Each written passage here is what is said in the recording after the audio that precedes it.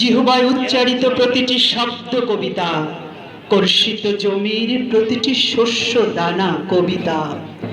যে কবিতা শুনতে জানে না সে ঝড়ের আর্তনাদ শুনবে, যে কবিতা শুনতে জানে না সে দিগন্তের অধিকার থেকে বঞ্চিত হবে, যে কবিতা শুনতে জানে না সে আজন্ম কৃত দাস থেকে যাবে।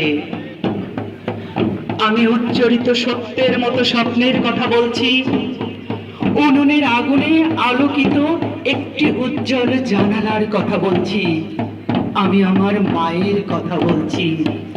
তিনি বলতেন, প্রবাহমান নদী যে সাঁতার জানে না তাকেও ভাসিয়ে রাখে। যে কবিতা শুনতে জানে না সে নদীতে ভাসতে পারে না।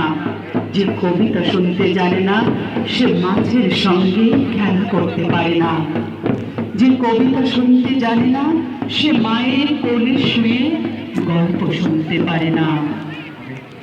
আমি কি বদন্তির কথা বলছি, আমি আমার পূর্বপুরুষদের কথা বলছি, আমি বিচলিত স্নেহের কথা বলছি, গর্ভবতী বোনের মৃত্যুর কথা বলছি, আমি আমার ভালোবাসার কথা বলছি। ভালোবাসা ছিল মা মরে যায়, যুদ্ধ আসে ভালোবেসে, মায়ের ছেলেরা চলে যায়, আমি আমার ভাইয়ের কথা বলছি।